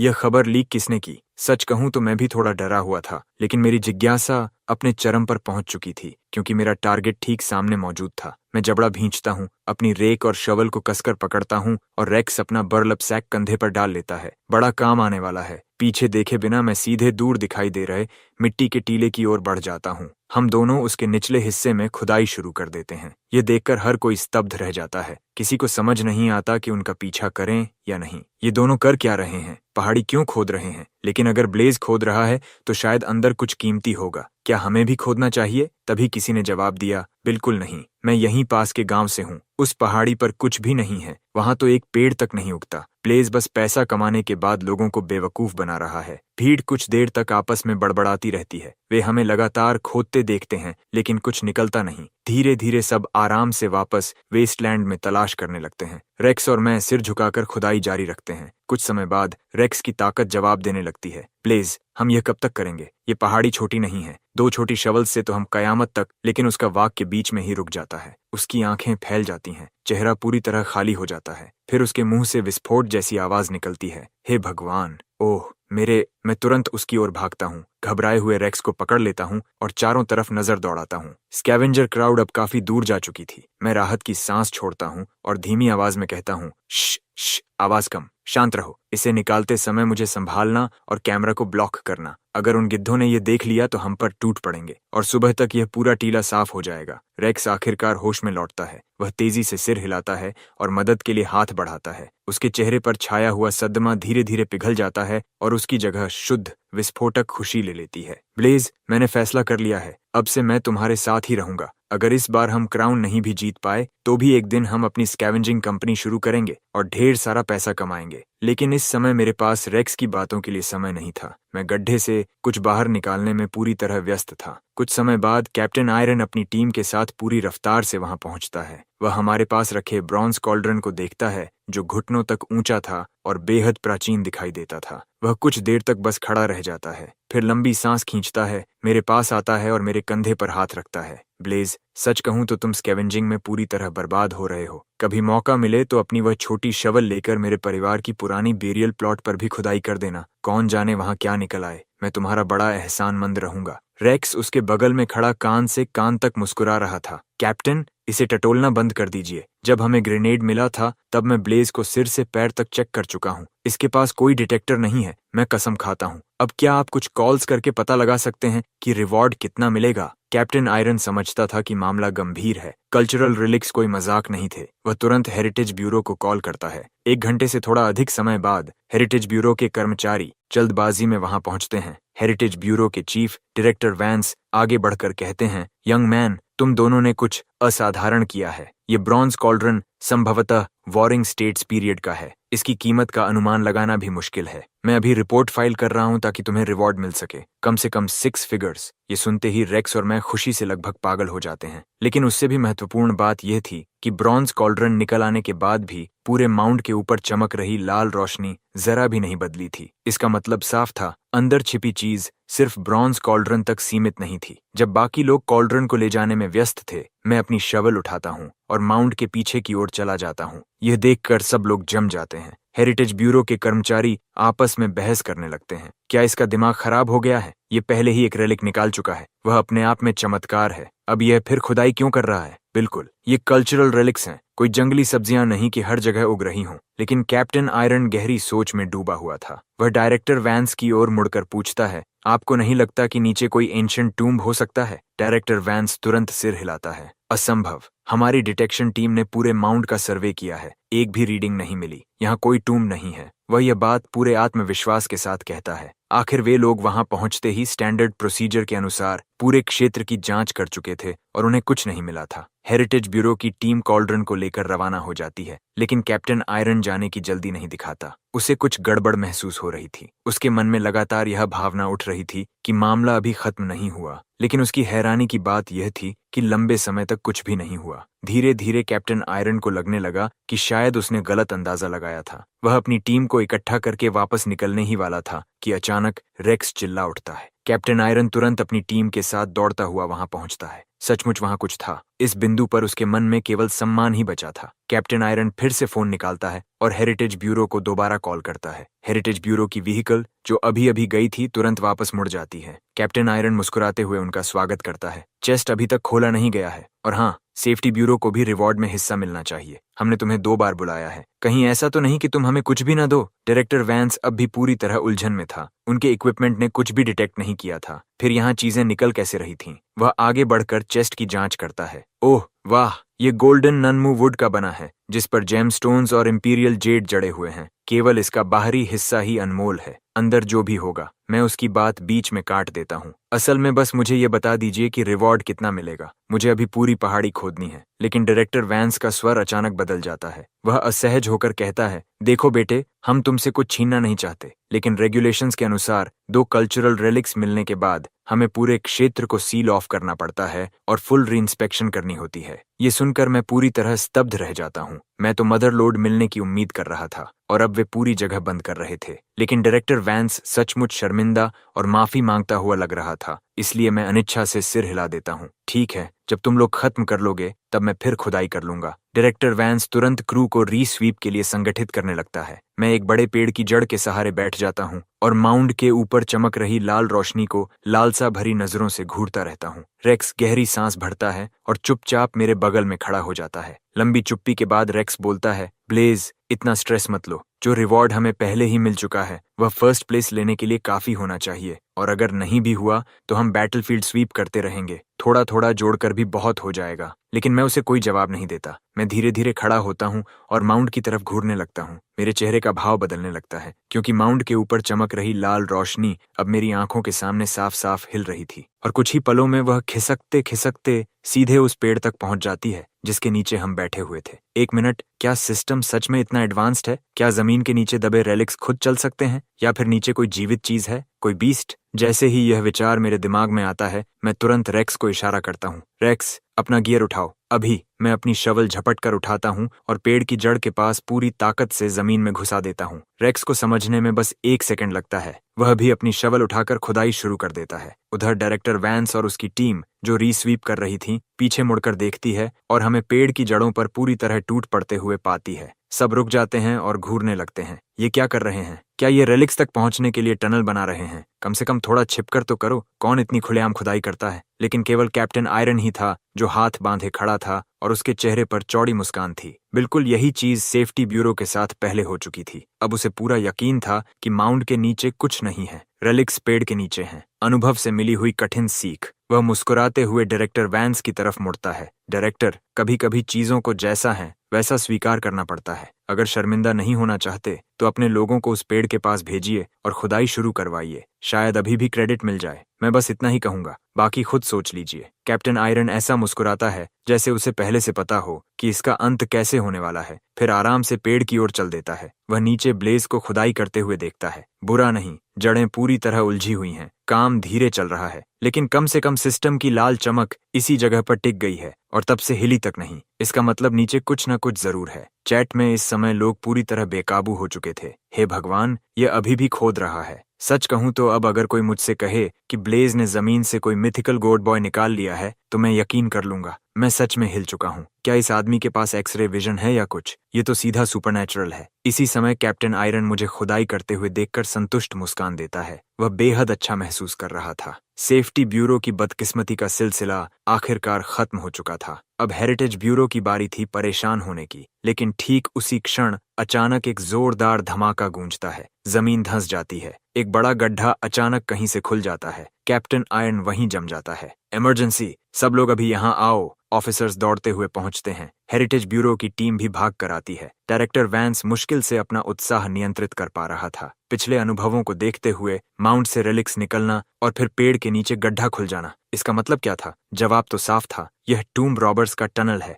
इस माउंट के अंदर एक टूम्ब मौजूद है। जब ऊपर सभी लोग रेस्क्यू मोड में भाग दौड़ कर रहे थे, तभी नीचे से एक जोरदार आवाज गूंजती है। रेक्स, रेक्स, रेक कहाँ है? उसे नीचे फेंको। यहाँ नीचे कई लोग हैं, पक्के टूम्ब रॉबर्स, और वे हथियारबंद हैं। ऊपर मौजूद हर व्यक्ति एकदम स्थिर हो जाता है। हेरिटेज ब्यूरो के कर्मचारी जो नीचे उतरने ही वाले थे, एक साथ एक कदम पीछे हट जाते हैं। तभी एक भारी भरकम आदमी रेक्स की बांह पकड़ता है और टूम्ब रॉबर्स के पीछे टनल में घुस जाता है। मैंने साफ देखा, उन लोगों के पूरे शरीर पर टैटूज बने हुए हैं। मैं उन्हें भागने नहीं दूंगा। इस बीच टनल के सबसे गहरे हिस्से में बॉस डिगर सबसे आगे रेंग रहा था। उसकी गति अविश्वसनीय थी। उसके पीछे चल रहे लोगों में से एक आखिरकार बोल पड़ता है, बॉस, बस रेंगते मत रहो, कम से कम देख तो लो कि कहाँ जा रहे हो। क्या यह वही रास्ता है जिससे हम आए थे? वे हमारे पीछे लगे हुए हैं। उसे यहाँ अंदर हमें घेरने मत देना। पीछे वाला आदमी, वह जरूर कोई ट्रेन्ड ऑफिसर है। उसका मुक्का तो फ्रेट ट्रेन जैसा था। उसने डॉगों के सामने के दांत तोड़कर सीधे मेरे चेहरे पर फेंक दिए। लेकिन बॉस डिगर लगभग कोई प्रतिक्रिया नहीं देता। उधर प्रोडक्शन ऑफिस में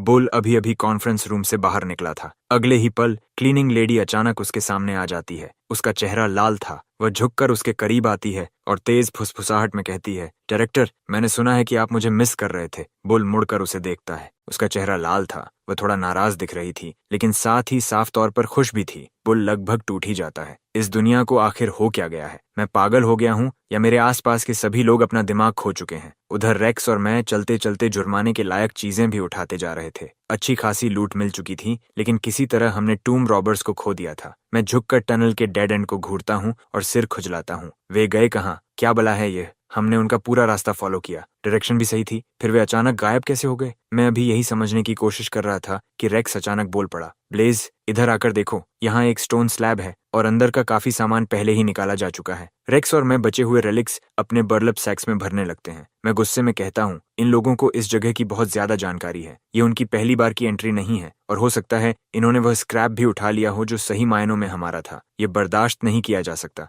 हमें इन्हें ढूंढना होगा। मैं जमीन पर पड़े फुटप्रिंट्स का पीछा करते हुए सावधानी से आगे बढ़ता हूँ। रेक्स मेरे पीछे पीछे कैमरा का एंगल एडजस्ट करता चलता है ताकि सब कुछ साफ रिकॉर्ड हो। अगर ये काम करना है तो सही तरीके से करना चाहिए। दूसरी तरफ कैप्टन आयरन कई ऑफिसर्स के साथ टनल के अंत तक पहुंच चुका था। सामने खुली हुई स्टोन स्लैब को देखते ही उसका पेट बैठ जाता है। इस माउंट के नीचे सचमुच एक टूम्ब है। वह बड़बड़ाता है, मेरा मन कर रहा है ऑफिसर वेरा को घसीट कर यहाँ लाऊं और पूछूं, क्या हेरिटेज ब्यूरो ने अपना इक्विपमेंट चालू भी किया था? ये टूम्ब इतना विशाल है और इन्होंने कई बार सर्वे किया, फिर भी कुछ नहीं मिला। वह अपनी टीम की ओर मुड़ता है। सब लोग सतर्क रहो। खबर है कि टूम्ब रॉबर्स हथियारबंद हैं। वेपन्स रेडी, अलर्ट रहना। और तुम, क्या तुम्हारा दिमाग खराब हो गया है? हम टूम्ब के अंदर हैं। ग्रेनेड क्यों निकाल रहे हो? क्या हम सबको यहीं दफनाना चाहते हो? उसे अभी वापस रखो। ब्रीफिंग खत्म करने के बाद कैप्टन आयरन अपनी टीम को लेकर सावधानी से टूम्ब के अंदर बढ़ता है। उसी समय रेक्स और मैं फुटप्रिंट्स का पीछा करते हुए एक बैरियल चेंबर तक पहुंचते हैं और एक कॉफिन के पीछे छिपकर आसपास का निरीक्षण करने लगते हैं। कुछ दूरी पर डिगर्स का समूह भी एक कॉफिन के पीछे छिपा बैठा था। वे बराबर हमारी तरफ घबराकर देख रहे थे। बॉस, आपने जिस जगह का जिक्र किया था वह कहाँ है? जल्दी दिखाइए। वे दोनों पहले ही अंदर आ चुके हैं। अगर हमने अभी मूव नहीं किया तो खत्म हो जाएंगे। और ये दोनों खतरनाक हैं, खासकर वह बड़ा वाला। ऊपर से अभी भी हमारी रिकॉर्डिंग कर रहा है। लेकिन बॉस डिगर चेंबर को घूर रहा था। उसके चेहरे पर परेशानी साफ दिखाई दे रही थी। वह याद करने की कोशिश कर रहा था कि पिछली बार उसके दादा ने यहाँ मैकेनिज्म कैसे चलाया था। लेकिन तब वह सिर्फ एक छोटा बच्चा था और यादें धुंधली थीं। इस बार उसका प्लान सिर्फ कुछ सामान उठाने और वेस्टलैंड के रास्ते निकल जाने का था। उसने सपने में भी नहीं सोचा था कि सेफ्टी ब्यूरो पहुंच जाएगी और ये दोनों इतने जिद्दी निकलेंगे कि रेलिक्स की रक्षा करते हुए उनका पीछा भी करेंगे। इनके बर्लैप सैक्स पहले ही भरे हुए थे और फिर भी ये रुके नहीं थे। सेफ्टी ब्यूरो आखिर इतनी कुशल कब से हो गई? एक साथ रिकॉर्डिंग भी कर रहे हैं, आर्टिफैक्ट्स भी बचा रहे हैं और हमें यहाँ कॉर्नर भी कर दिया। बॉस डिगर कुछ समझ नहीं पा रहा था। उसका दिमाग पूरी तरह धुंधला हो चुका था। आखिर वह दांत भींचता है और दूर रखे एक लैंप स्टैंड की ओर इशारा करता है। वह लैंप स्टैंड दिख रहा है, शायद वही है। मुझे कोशिश करने दो। एक युवा डिगर तुरंत उठता है और चुपके चुपके लैंप स्टैंड की ओर बढ़ने लगता है। उसी क्षण बॉस डिगर देखता है कि रेक्स कुछ दूरी पर कैमरा उठा रहा है। ऐसा लगता है जैसे वह भी खड़ा होने वाला हो। बॉस घबरा जाता है। Cover fire! अगले ही पल कई डिगर्स अपनी छिपने की जगहों से बाहर कूद पड़ते हैं और रेक्स तथा मुझे चारों तरफ से घेर लेते हैं। वे अपने हथियार उठाते हैं और ट्रिगर दबाते हैं। फिर एक साथ पानी की धाराएं निकलती हैं। मैं वहीं खड़ा रह जाता हूँ, चेहरे पर सवालों का पहाड़ लिए। मैं अपने चेहरे से पानी पोंछता हूँ और पूरी तरह स्तब्ध रह जाता हूँ। वाह, बहुत हाईटेक। आखिर ये क्लाउन्स की टीम कहाँ से आई है? असली हथियार नहीं लाए, ठीक है, लेकिन वाटर गन्स लेकर आए हैं। क्या ये हमें शर्म से मारना चाहते हैं? समय जैसे थम जाता है। दोनों पक्ष एक दूसरे को देखते रहते हैं। माहौल इतना अजीब था कि कोई कुछ समझ नहीं पा रहा था। तभी बेरियल चेंबर के ऊपर खड़े पत्थर के स्तंभ अचानक झुकने लगते हैं। जिस युवा डिगर को स्विच घुमाने भेजा गया था वह चिल्ला उठता है, बॉस, आपने मुझसे क्या घुमा दिया? ये एग्जिट मैकेनिज्म नहीं है। ये चीज तो हमें सीधे स्वर्ग भेजने वाली है। बॉस डिगर स्तब्ध रह जाता है। वह ऊपर से गिरती मिट्टी को देखता है और उसका दिमाग पूरी तरह अराजकता में डूब जाता है। भागो, पहले कवर ढूंढो। उधर एक स्टोन प्लेटफॉर्म है, उसके नीचे जाओ। यह सुनते ही हर कोई चारों तरफ देखने लगता है। वाकई वहां कमर तक ऊंचा एक पत्थर का मंच था जिसके नीचे खाली जगह बनी हुई थी और उसमें कई लोग आराम से छिप सकते थे। हालात को देखते हुए छिपने के अलावा कोई विकल्प नहीं था। सभी डिगर्स जल्दी जल्दी उस पत्थर के मंच के नीचे घुस गए और सहज रूप से जितना हो सके पीछे सरक गए। जब सब अपनी अपनी जगह पर बैठ गए तो पत्थर की उस स्लैब के नीचे का माहौल बेहद अजीब होने लगा। एक सेकंड पहले तक दोनों पक्ष एक दूसरे का गला पकड़ने को तैयार थे और अगले ही पल सब पुराने दोस्तों की तरह एक साथ ठूंसे हुए बैठे थे। ऊपर देखो तो किसी का चेहरा दिखता था, नीचे देखो तो किसी और का। ऐसे में माहौल अजीब न हो तो और क्या हो। बस एक अच्छी बात थी कि यह कोई रहने की जगह नहीं बल्कि एक टूम था। नहीं तो इतने लोग मिलकर नीचे पूरा मैंशन भी बना सकते थे। वातावरण तनावपूर्ण और विचित्र था। मैंने सिर खुजलाया और सबसे पहले चुप्पी तोड़ी। देखो, गलत मत समझना, हम सेफ्टी ब्यूरो से नहीं हैं। हम तो बस स्कैवेंजर्स हैं। हाँ, बाहर ब्यूरो के बहुत सारे ऑफिसर्स हैं, इसलिए तुम्हारे लिए भागना शायद संभव नहीं है। हम तुम्हारे पीछे इसलिए आए क्योंकि हमें गवाह चाहिए। जो कुछ भी हमने उठाया है वह स्क्रैप है। तुम सबने यह देखा है ना? सभी डिगर्स एक साथ रेक्स की बर्लैप सैक की तरफ देखने लगे। वह पूरी तरह भरी हुई थी और उसके अंदर रखे एंशिएंट वेसल्स की टकराने की खनखनाहट हवा में गूंज रही थी। सबने कठिनाई से लार निगली। उन्हें चुप देखकर मुझे अधीरता होने लगी। देखो, जब ब्यूरो आएगा और पूछेगा कि तुम लोग क्या कर रहे थे तो कहना कि टूम रॉबरी कर रहे थे। अगर वे पूछें कि हम क्या कर रहे थे तो कहना कि हम स्कैवेंजिंग कर रहे थे। सीधी बात। और अगर पूछें कि हमारी बर्लैप सैक्स में रखा सामान कहाँ से आया तो कहना कि हमने खुद उठाया है। समझ गए? डिगर्स खाली निगाहों से मुझे देखते रहे और फिर सिर हिला दिया। उनमें से एक आदमी दर्द भरे चेहरे के साथ बोला, मेरे पास एक और आइडिया है। अगर हम कहें कि टूम गिरने वाली थी और तुम दोनों ने आगे बढ़कर रेलिक्स बचा लिए तो सेफ्टी ब्यूरो के पास कहने को कुछ नहीं होगा। शायद वे तुम्हारी तारीफ भी करें, लेकिन बदले में तुम्हें हमारी भी मदद करनी होगी। हम सब पहली बार पकड़े गए हैं, हमारे लिए भी थोड़ा अच्छा बोल देना। मेरी आंखें चमक उठीं। मैंने नहीं सोचा था कि कोई टूम रॉबर इतना दिमाग भी लगा सकता है। मैं बिना झिझक सिर हिलाकर बोला, डील। चिंता मत करो, ब्यूरो में मेरे कनेक्शंस हैं। मैं अंदर तुम्हारा पूरा ख्याल रखवाऊंगा। अच्छा खाना मिलेगा, ठीक ठाक व्यवहार होगा और अगर तुम्हारे पास कोई कीमती चीज है तो अभी दे दो। तलाशी में मिली तो अलग मुसीबत खड़ी हो जाएगी। सबने सिर हिलाया और अपनी अपनी रेलिक्स निकालकर मुझे देने लगे। मैंने बर्लैप सैक खोली और सब कुछ उसमें भरना शुरू कर दिया। ठीक उसी समय बाहर से एक आवाज सुनाई दी। मैं पूरी ताकत से चिल्लाया, कैप्टन, हम सब नीचे हैं, एक भी आदमी नहीं बचा। कई घंटे बाद बेरियल साइट की पूरी खुदाई हो चुकी थी और आखिरकार हम बाहर निकल आए। हेरिटेज ब्यूरो की टीम सीधे टूम के अंदर घुस गई, लेकिन पूरी तलाशी के बाद सबके जबड़े खुले के खुले रह गए। अंदर लगभग कुछ बचा ही नहीं था। बस कहीं कहीं वेसल्स की हल्की खनखनाहट गूंज रही थी। डायरेक्टर वैंस ने हार मानते हुए लंबी सांस छोड़ी। शुरुआती अनुमान के अनुसार सिर्फ रिवॉर्ड पेमेंट्स ही इस बार 8 मिलियन यूएन से कहीं ज्यादा पहुंच सकती हैं। उधर प्रोडक्शन बैक स्टेज में सभी लोग बिना एहसास किए